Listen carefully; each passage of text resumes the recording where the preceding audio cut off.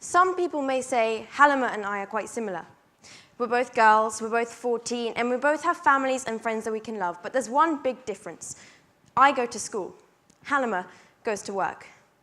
By definition, child labour is the employment of children in an industry or business, especially when illegal or considered exploitative. Over 200 million children work around the world, 73 million of these children being under the age of 10.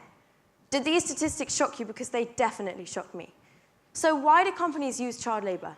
Why do they not use adults in their place who are completely capable of the work? Children are cheap. Today, companies are under the biggest pressure to provide the cheapest clothes on the market at the highest quantities, and it's the children who are suffering. It's the children who remain rightless, and it's the companies that are getting away with it. So let's look at Gap. In 2000, children were found in a Gap factory in Cambodia working and passing as 18. Many were as young as 12.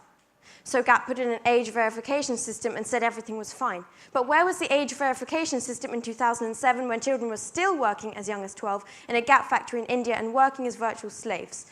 So Gap improved their oversight on all companies and said everything was fine. But where was the oversight in 2010 when a fire broke out, killing 29 workers and there were no fire extinguishers? So Gap put in a fire and safety building plan and said everything was fine. But where was the fire and building safety plan, oversight and age verification system in 2013 when children were still working as young as 12 in a Gap factory in Bangladesh and there were no fire extinguishers? Let me tell you that the list goes on, and it's not just for Gap. It's for all high street brands. Deniability is stitched into the supply chain, and too frequently companies get away with no full responsibility over their actions.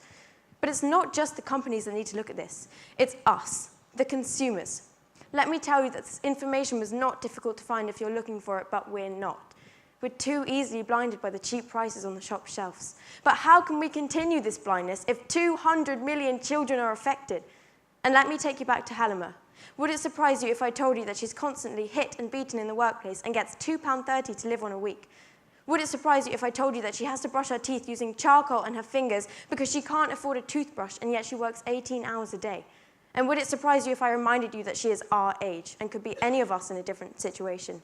Child labour might feel like something of the past, but there's more child labour now than ever before in history.